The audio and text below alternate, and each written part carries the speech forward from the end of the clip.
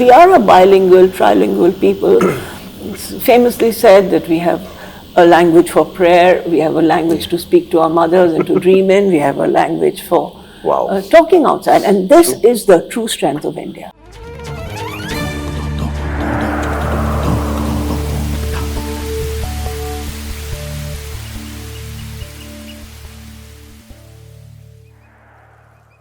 The Teamwork Arts Podcast, ladies and gentlemen, this is where we try and go behind the thoughts of those who, of the actions that animate, that create the arts.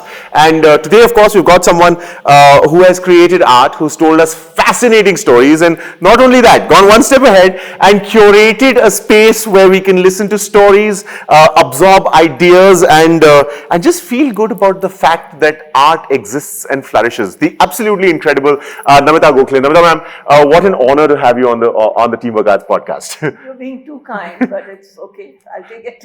I have been a fan of your written word for a very long time. In fact, the Michael Madhusudan Dutt tome that you have written is a fascinating story of someone who truly believed in the art, but also was truly unhappy about it.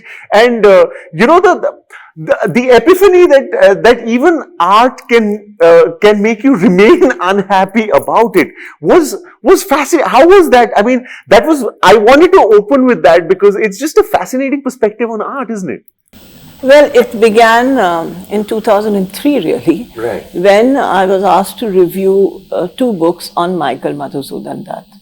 One was called Betrayed by Hope, and one was called, well, I forget what, by Ghulam Murshid from Bangladesh. They were a biography and a collection of his letters, and I was fascinated by the letters. And I saw that time that they seamlessly had the potential to be a 5-act play. So I took a pink felt pen, I still remember, and I took a lot of post-its, and I started marking it. Then we were doing some readings, and I gave it to my friend Arun Das, who you might know. Of course. And of course he lost it. And then he gave it back to me, and then I lost it. Then I gave it to Dr. Malashri Lal, and she lost it. So that is the way it was with Michael Madhusudan Dutt. He was not a lucky man. Yeah. And so he didn't get his due. But I am a very, very, very persistent woman. And so we stuck at it, and through the lockdown, Malashri and I finished it. So 2014 to 2020 is how long this voyage took to understand this man who brought blank verse into Bangla, this man who was one of the most important catalysts of Indian literature, but who was forgotten except for a niche Bangla audience, who was devoted to him, hero worshipped him, but the rest of India knew very little about him. Absolutely. And I think that was cause for a lot of heartbreak for him as well. Absolutely, because he was convinced he was a genius. And from the very start. And it was a strange journey, because I remember what got me hooked in the beginning was this young man writing a poem.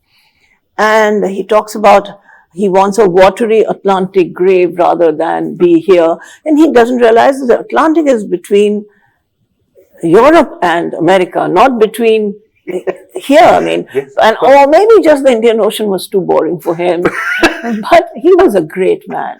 And we share a birthday. Oh, okay. And I used to like to drink a lot of cognac, and he used to like to drink a lot of cognac. So I said, I have to do a tribute. And because we are talking about creative practice, the way it goes with me is, sometimes I make what is called in Hindi a sankalp. Ki ye main karungi. Right. And once I decide, at some stage, I'm lucky enough to find the opportunity to do it. So I did a sankalp that I will pay my personal tribute to this man. And it happened. And I was terrified because I am a Kumaoni North Indian married to a Maharashtrian.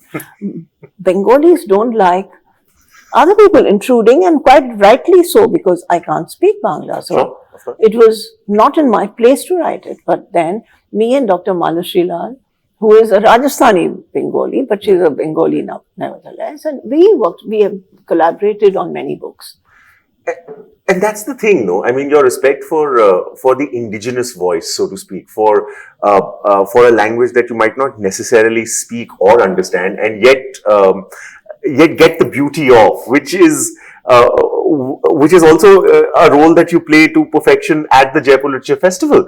And there are many voices that are not speaking in the so-called mainstream languages that you have taken it upon yourself to get people to know more of. It'd be great to know the process of choice there.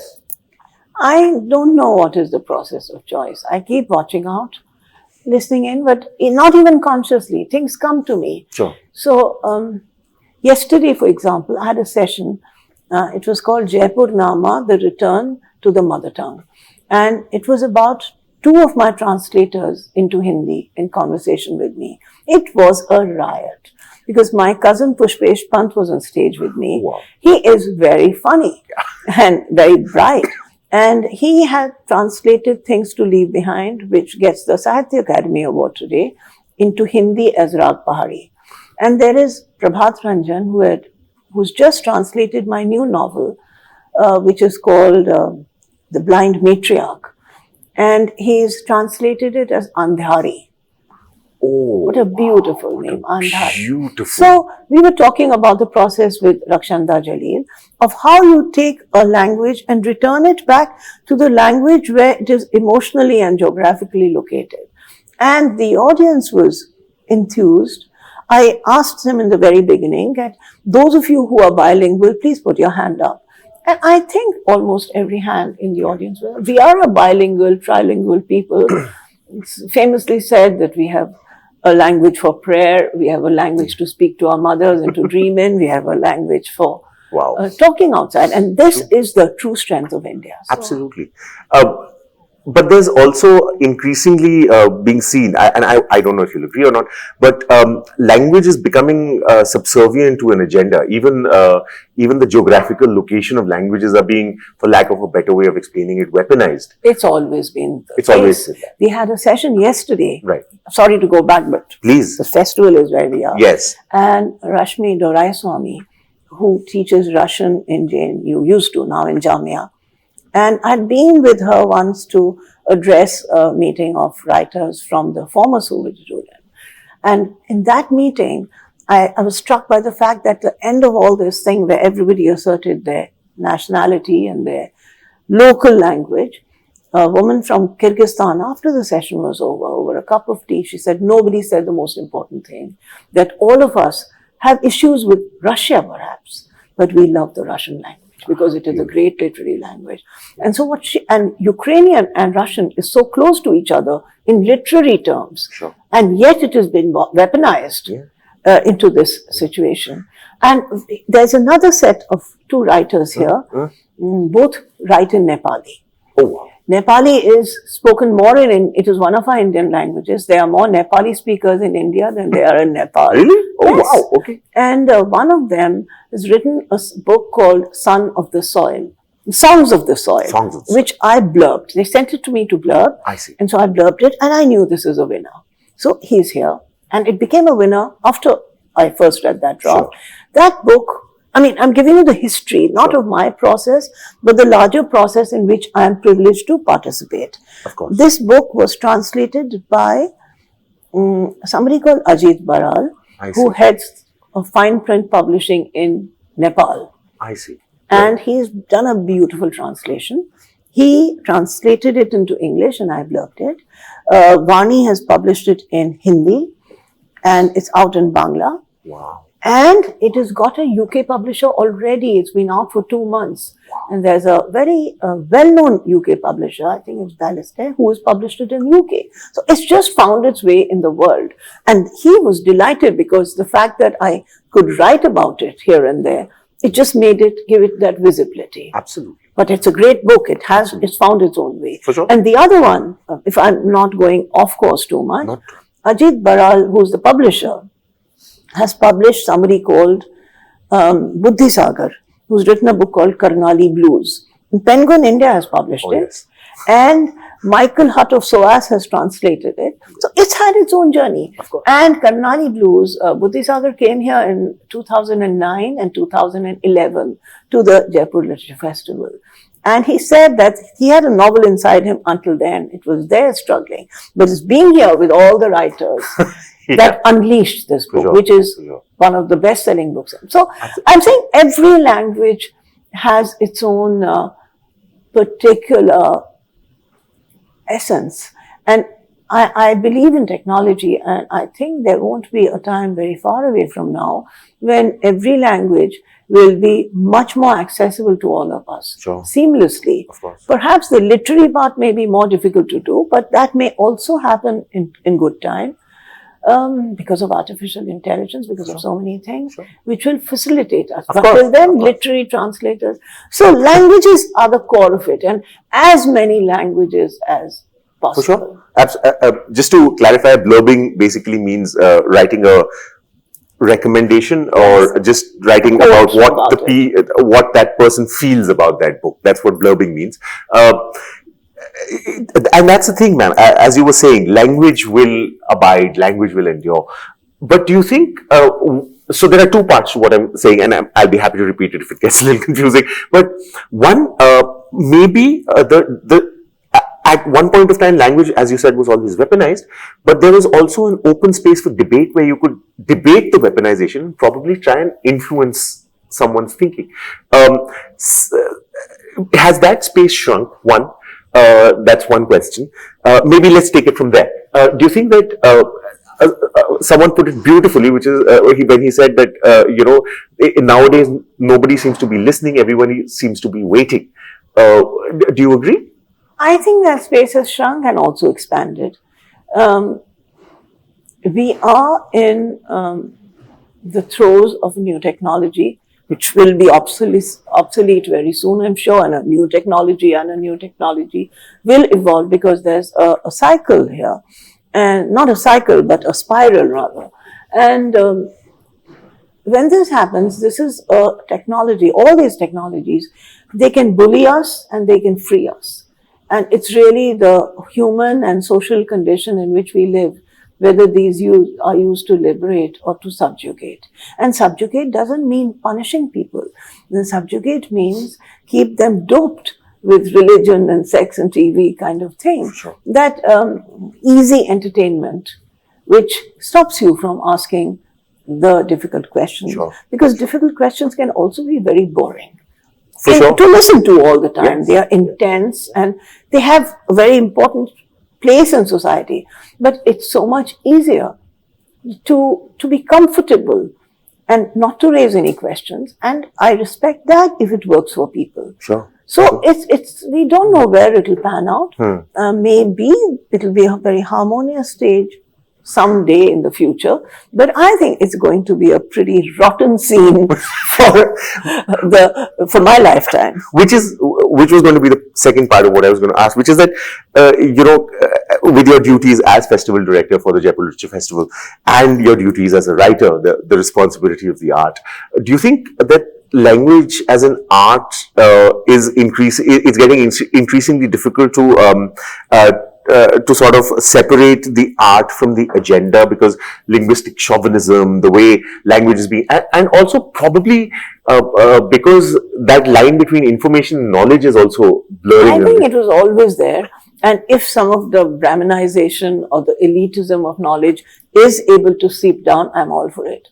And that weaponization of language, as you said, I always feel puzzled by some words that are used in English by very patriotic Indians. One is lingua franca. Now, lingua franca is the language of France, so it's not the intrinsic language of anybody. Or, for example, obviously, there are, a lot of people from the right-wing parties say, beef it up. I always laugh because they don't realize what they are saying. Or people say he's done yeoman service. We don't know what it means. So that also is a corruption of language. When the language that has been imposed on you by colonialism. This language is not, you don't even know what words you're using. One day I got into a huge argument with a very dear friend of mine who was a writer, and we were in one of those festivals where it was a half an hour, 45-minute journey somewhere. So he was saying, oh, it's raised my hackles. I got in his case, I won't let you out of the car till you tell me what a hackle means. Now, that was the days before Google, so he doesn't talk to me now. But I looked it up, and the hackles are this part of our body. So when a human or a dog gets upset, I mean, you raise your hackles. So if any corruption of language is a corruption of thought. And that's why your mother tongue is the most important language as your base language, and then you can learn as many as you like. And that's the thing, no, ma'am, about the information and the knowledge bit. Information is raising the hackles which you've passively received from maybe your trawls through the internet. Knowledge is the active pursuit of trying to know. Absolutely. And that line has blurred because a lot of people have now begun to confuse information with knowledge. And do you think that's hurting the creation of literature? No, there's such wonderful literature being written, and they are also drawn to it. I think, if I may not be sounding snobbish, but sometimes people are first generation intellectuals in the sense that they don't have access to the apparatus to think, and there's nothing that gives that ability more than reading. Everybody has access to reading. And I think in the sense... more so today than ever before. And I think the internet and the social media have sort of democratized that art by making everything so accessible. So I think that's what I love and respect about it. But do you think that accessibility is also coming at the cost of respect because it's so accessible? No, I don't think anything deserves respect, if you ask me. It has to win that respect. Or by being read or being this thing. I don't like automatic respect unless it's for old people, now that I'm old woman. But you certainly respect the process of writing a book. I remember having spoken to you during the lockdown, and we all need that little sliver of hope. And for me, the sliver of hope was that you said, my creative output has increased manifold. So it has 3 books in a year. But for me, I was thinking about it during the Lit Fest, writing my director's note, and it struck me, laughter is a form of courage. Joy is a form of courage. Creativity is a form of belief and courage. And that's the courage we need. And for that, we need to encourage other people to do it. We don't have... So what if, whether... standards are not always as high, because these things are subjective. What's high for you may not be high for somebody else. For sure. But everybody should be allowed their laughter, their courage, their joy. And it's up to anybody to see which is the one they are searching, is what I feel. Absolutely. And I think, laughter being courage and joy being courage is probably just a joyous way to end this podcast. It has been absolutely fascinating having had this conversation. As usual. Great fun. That's because you ask such intriguing, such challenging questions that I'm always happy if I manage to come up with a reply. That's very kind of you to say. A compliment to end the Teamwork Arts podcast. I couldn't have asked for more. The absolutely brilliant Namita Gokhale. Thank you very much, ma'am. Thank you.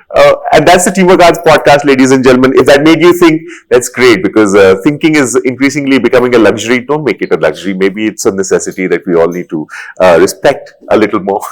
So that's important. And remember to follow us on social media, subscribe, comment, whatever it is that you want to do. It'll make us feel a little more wanted, which is always nice. And what's coming up next? Well, for that, you'll just have to follow us on social media. Teamwork Arts Podcast. Thank you very much for listening. Thank you. If you've enjoyed this podcast, subscribe to our channel now. We have a new episode out every Friday.